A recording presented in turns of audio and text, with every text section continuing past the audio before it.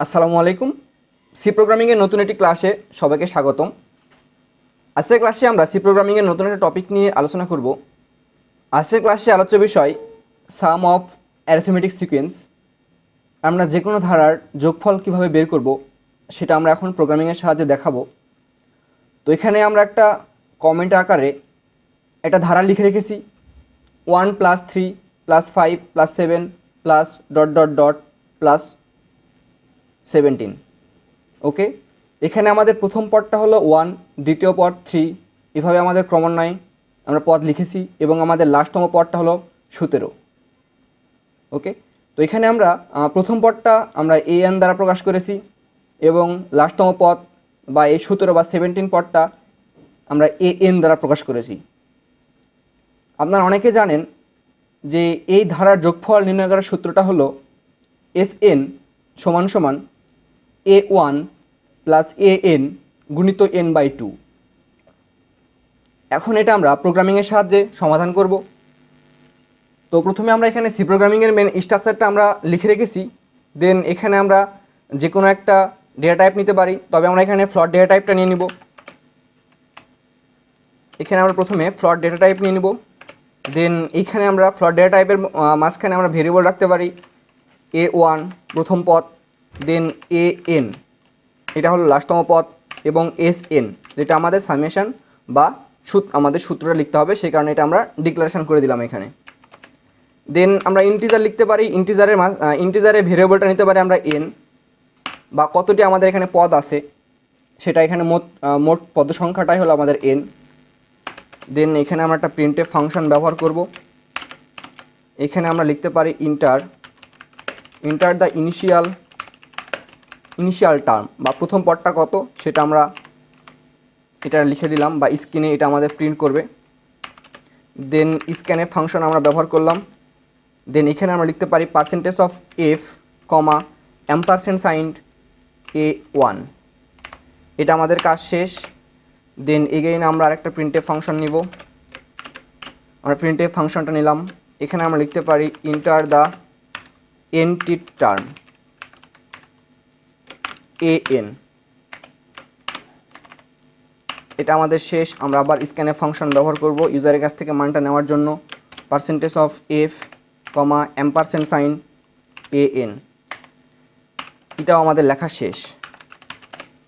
Again আমরা printf function নিলাম। দেন এখানে আমরা লিখতে পারি enter the number of the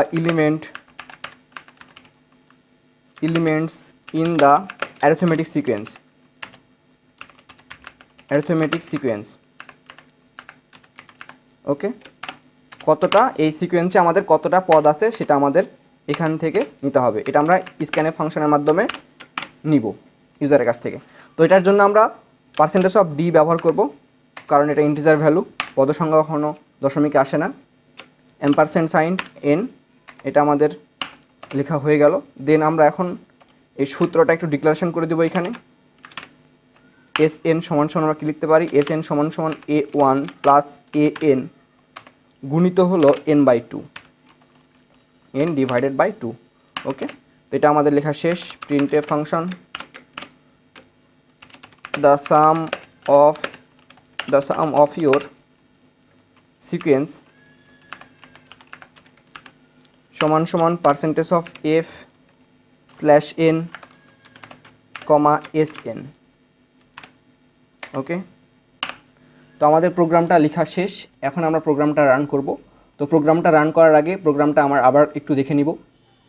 এখানে আমরা একটা ধারা লিখেছি 1 + 3 + 5 + 7 ++ ... +17। ওকে, এখানে আমরা ফ্লোট ডেটা টাইপ নিয়েছি, যেখানে আমরা ভেরিয়েবল নিয়েছি a1 = কি, এটা প্রথম পদ 1, an = কি, n = লাস্টতম পদটা কত, লাস্টতম পদটা হলো 17, আর snটা কি, snটা হলো সাম বা সূত্রটা এখানে আমরা ডিক্লারেশন করে দিব, সেই কারণে আমরা snটা ভেরিয়েবলটা নিয়েছি এখানে।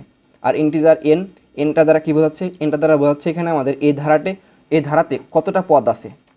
দেন আমরা প্রিন্টএফ ফাংশন নিয়েছি enter the initial term a1, এটা আমাদের a1 এর মানটা আমরা স্ক্যানএফ ফাংশনের মাধ্যমে ইউজারের কাছ থেকে নিয়েছি।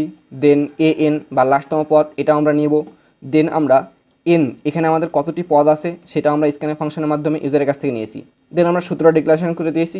দেন আমরা ফাইনাল প্রিন্টের function the sum of your sequence সমান সমান percentage of F slash N S N. Okay, তো এখন আমরা এই প্রোগ্রামটা রান করব। তো প্রোগ্রামটা আমরা রান করার চেষ্টা করতেছি।